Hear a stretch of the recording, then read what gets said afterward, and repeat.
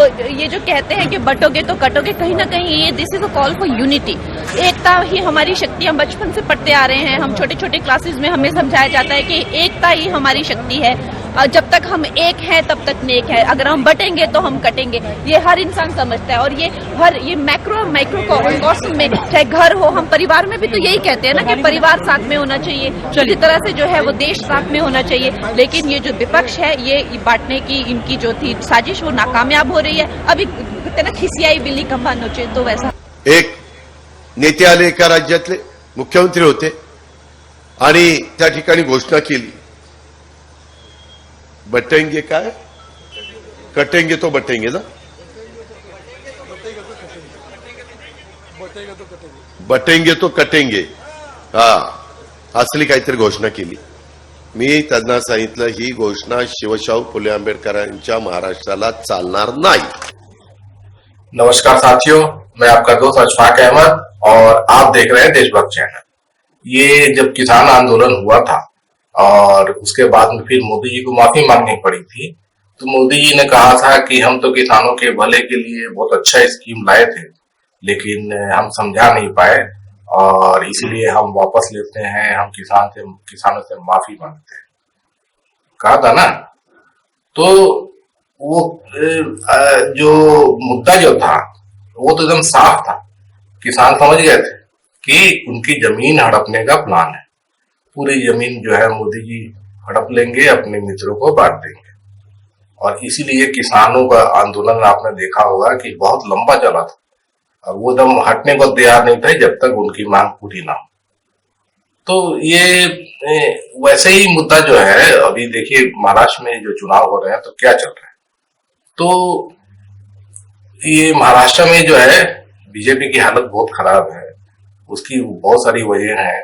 एक वजह है कि चुनी हुई सरकार को मोदी जी ने गिराया, तो जनता उससे बहुत नाराज है ना। उद्धव ठाकरे बहुत अच्छा काम कर रहे थे और महाआघाड़ी की सरकार जो है वो अच्छी चल रही थी।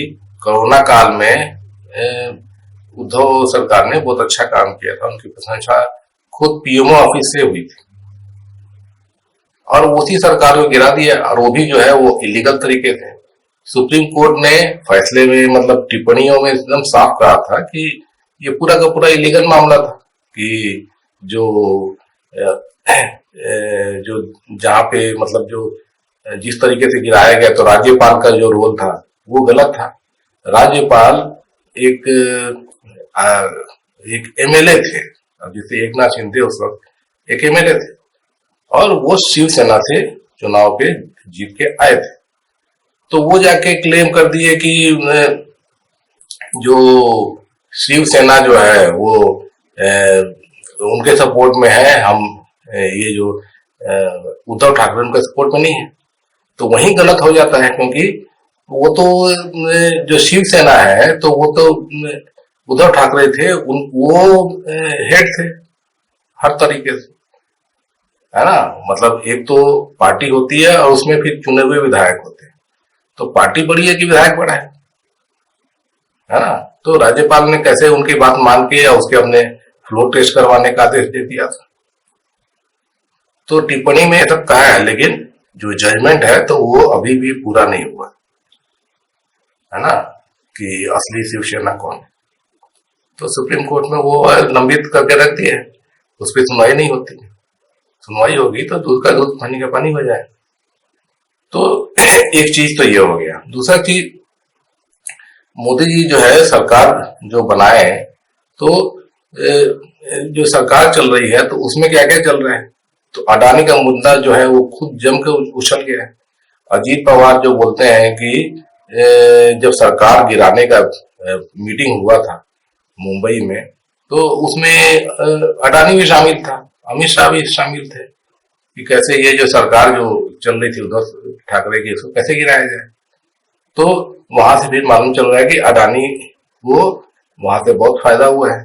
अडानी को एक तो मुंबई एयरपोर्ट मिला, वो तो 2017 में मिल गया था, वो तो मोदी जी करवा ही लेते हैं। लेकिन उसके अलावा मुंबई में बहुत सारी जमीनें, जैसे कि जो यहाँ पे मुंबई के जो किनारे पे, जहाँ पे सॉल्ट पैन बोलते हैं, जहाँ नमक बनाया जाता है, वो सब इलाका जो है वो सब अडानी को दे दिया गया है।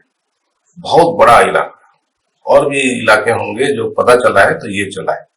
तो वो ये सब अभी मतलब ये जो सरकार बनी है महायुति की, उसके बाद ये सब हुआ है। और उसके बाद में जो आपको पता ही है कि जो सबसे बड़ा स्लम है पूरे एशिया में, जो जिसको उसको बोले कि हम रीडेवलपमेंट कराएंगे, और उसके नाम से अडानी को पूरी की पूरी जमीन दे दी गई है। तो ये जो है ये अडानी के फायदे के लिए सिर्फ वही जमीन जो है 1 लाख करोड़ से ज्यादा की कीमत है। और उसके बाद में ये जो खबर मैं बताया, साल्ट पैन का जो इलाका है वो सब दे दिया गया है। आप बताइए कि उससे कितना नुकसान होगा मुंबई को। मुंबई जो है वहां पे जो क्या होता है कि जो बरसात होता है तो बरसात का पानी समुद्र में चला जाता है मुंबई का। अब वहां पे ये सब रेजिडेंशियल प्रोजेक्ट बना देंगे, पूरा जो है रास्ता रोक लेंगे पानी का, तो मुंबई तो पूरा दलदल बन जाएगा, है ना। तो ये सब जो है बड़े बड़े मुद्दे हैं। तो धरावी का मुद्दा हो गया, उसके बाद में ये जो मुद्दा है, उसके बाद में एयरपोर्ट हो गया। तो ये सब चीज जनता को दिखता है, इसीलिए सरकार ये बनाई गई है अडानी को फायदा पहुंचाने के लिए। उसके बाद में 60 करोड़ प्रोजेक्ट, अच्छे बड़े बड़े 60 प्रोजेक्ट, वो सब जो है महाराष्ट्र से निकाल के गुजरात में भेज दिया गया, क्योंकि गुजरात का चुनाव जीतना था। तो महाराष्ट्र की जनता से तो ठगी की गई, क्योंकि ये जो प्रोजेक्ट थे इससे लाखों रोजगार पैदा होते थे, तो वो सब महाराष्ट्र से छीन लिया गया। तो ये सब चीजें हैं। और दूसरे भी काम जो होना चाहिए, तो अभी आपको पता है कि वैसे भी मोदी जी का जो स्कीम चलता है, चंदा दो धंधा लो, नहीं तो फिर हफ्ता तो देना ही पड़ेगा, है ना। तो वही चीज जो हर जगह चल रही है, कट मनी का चलता है। तो महाराष्ट्र में भी जो सरकार है, तो उसमें एक अडानी का तो आपको बता दिया, बाकी भी जो है आपको कोई भी धंधा करना है तो बिना चंदा के तो आप चला ही नहीं सकते। आप भाजपा को चंदा दीजिए तभी धंधा कर सकते हैं, कितनी भी ईमानदारी से आप करना चाहें, लेकिन चंदा देना पड़ेगा, नहीं तो हफ्ता वसूली तो नहीं होना है। तो ये सब चीजें हैं। तो अब मोदी जो है, अब 10 साल मोदी केंद्र में भी रहे, और उसके बाद में भी ये जितने भी इनके ये सरकारें राज्यों में हैं, तो ये काम के नाम पे तो कहीं कुछ ठहरती नहीं है, सिर्फ भ्रष्टाचार ही भ्रष्टाचार है। तो चुनाव में अब क्या बोलेंगे, तो इन्होंने एक वो ला दिया जो हिंदू मुसलमान करते ही हैं, तो एक नया नारा गढ़ दिया कि बटोगे तो कटोगे, और योगी आदित्यनाथ को काम पे लगा दिया। वो जम के प्रचार कर रहे हैं, रैलियां कर रहे हैं, और पूरा महाराष्ट्र में गोदी मीडिया जो है वो पूरा ये माहौल बना रही थी कि ये आदित्यनाथ का जादू चल गया और हिंदुत्व का कार्ड चल गया, ये सब बता रहे थे। लेकिन फिर क्या हुआ, तो इन्हीं के घटक दल हैं, जैसे कि अजीत पवार है, और खुद भाजपा की जो नेत्री है महाराष्ट्र की, पंकजा मुंडे, तो उन्होंने कहा कि ये कटोगे बटोगे ये सब चीज महाराष्ट्र में नहीं चलता है, महाराष्ट्र के में बिल्कुल हिंदू मुसलमान नहीं चलता है, ये सब से नुकसान होगा। और अजीत पवार तो बिल्कुल एकदम साफ साफ मतलब बोले कि ये बिल्कुल नहीं चलेगा, और बात भी नहीं मानी, और अपने कैंडिडेट मुसलमान कैंडिडेट खड़े कर दिए हैं, 10% टिकट मुसलमानों को दिया है।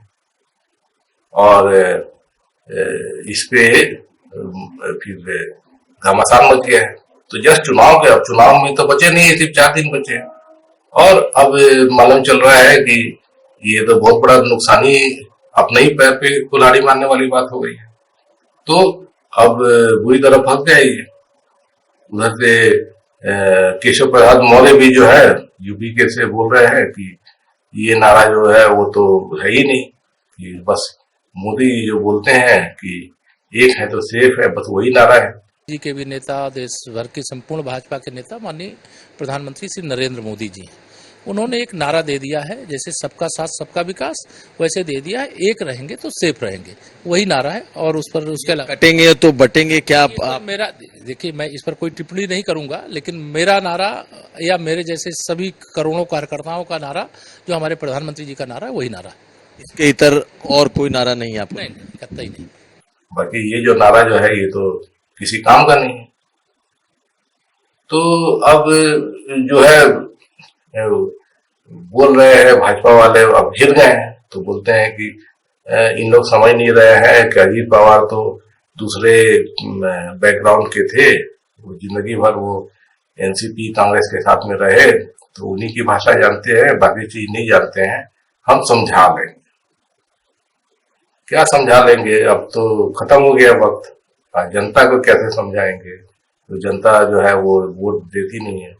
वैसे भी हिंदू मुसलमान पे वोट नहीं होता है, देश में नहीं चलता है। देश में वोट पड़ता है जाति के नाम, और ये हमेशा से चले आ रहे हैं। और जाति पे क्यों पड़ता है? तो जो आदिवासी और दलित लोगों के साथ में जो अत्याचार हुए सदियों हजारों साल से, तो उस पे जब देश आजाद हुआ तो ये हुआ कि भाई उनको न्याय मिलना चाहिए। तो न्याय किस तरीके से मिलेगा कि उनको रिजर्वेशन दे दो, उनको उठाने के लिए कम से कम कुछ नहीं तो उनके अपलिफ्टमेंट होना चाहिए, कि उनको नौकरियां मिले, पढ़ाई जो है उनका फ्री में दे दिया जाए, उनको स्कॉलरशिप दिया जाए उनके बच्चों को, ताकि वो पढ़ लिख पाए, ऊपर उठे। नहीं तो उनकी हालत तो बहुत खराब थी, और उनके साथ में तो बहुत ज्यादा अत्याचार होता था, छुआछूत होता था, और कानून भी बन गया उसमें उनके, मतलब जो एट्रोसिटी एक्ट है, एट्रोसिटीज अगेंस्ट SC/ST एक्ट, तो वो कानून बना हुआ है। तो ये सब जो चीजें हैं वो जरूरी थी देश में। तो इसीलिए ये जो SC/ST थे तो वो अपने जात के हिसाब से वोट देते आए। और फिर जब मंडल कमीशन जो आया 1992 में, तो ओबीसी वालों का भी फिर हक मिलना चाहिए, वो भी पिछड़े हुए हैं। और फिर जो पार्टियां भी खड़ी हो गई थी उसके पहले से ही समाजवाद के नाम पे, तो वो अपना हक मांगती थी ओबीसी वाले, क्योंकि ओबीसी तो बहुत बड़ी तादाद है। यूपी बिहार में जाइए और भी प्रदेश में जाइए, 50% तक उनकी आबादी है। तो वो भी जो है वो जाति के आधार पर वोट देते हैं। तो इसमें जो जाति के आधार पर वोट देते हैं, तो जातियों के भी, अब जैसे कि समाजवादी पार्टी के लिए ओबीसी के लिए समाजवादी पार्टी है यूपी में, बिहार में लालू यादव की पार्टी है, और भी दूसरे प्रदेशों में अलग अलग पार्टियां हैं। तो वोट उन पार्टियों को जाता है, हिंदू के नाम पे नहीं जाता है। और यही सच्चाई है, जमीनी हकीकत। तो भाजपा कोशिश करती है कि ऐसे में तो उनको तो वोट मिलेगा नहीं, उनको वोट कैसे मिलेगा? तो हिंदुओं का एक कर दो। तो हिंदू एक कैसे होंगे? तो ऐसे मुसलमानों को खड़ा कर दो कि भाई यही जो है वो सब लव जिहाद करते हैं और तुम्हारा सब छीन लेंगे, और इनकी जनसंख्या बढ़ रही है, हिंदू खतरे में है, यही सब बात करते हैं। तो इससे कितना प्रभाव पड़ता है तो वो तो आप देख ही रहे होंगे, इससे कुछ प्रभाव नहीं पड़ता है। ये जो मोदी जी चुन के आए थे 2014 में, तो इस पे थोड़ी आया था कि हिंदू का मुसलमान के बेसिस पे। वो तो मोदी जी बोले थे कि मैं विकास करूंगा, और क्या विकास करेंगे? तो हर साल 2 करोड़ नौकरियां दूंगा, किसानों की आय दोगुनी कर दूंगा 5 साल में, और काला धन लेके आ जाऊंगा, सबके अकाउंट में 15-15, 20-20 लाख तो यूं आ जाएंगे। यही सब पे आए थे ना। लेकिन क्या हुआ? मोदी जी तो कुछ नहीं कर पाए। तो जनता जानती है, और वोट जो है वो तो अपने हिसाब से जनता देती है। जनता को फायदा उसी में है कि भाई ओबीसी का आरक्षण बरकरार रहे, SC/ST का आरक्षण बरकरार रहे, और उनके साथ में जो हक की बात जो होती है वो सब बरकरार रहे। तो जो पार्टियां ये सब करती हैं तो उनको ही वोट मिलेगा। तो महाराष्ट्र में भी ऐसे ही है। तो कोशिश बहुत कर ली है मोदी जी ने, और पूरी इनका जो बीजेपी या पूरा जो सिस्टम है, गोदी मीडिया में उसमें शामिल है, तो कोशिश कर लो, लेकिन नतीजा तो वही आएगा जो आता है देश में, जाति पर ही वोट पड़ेगा।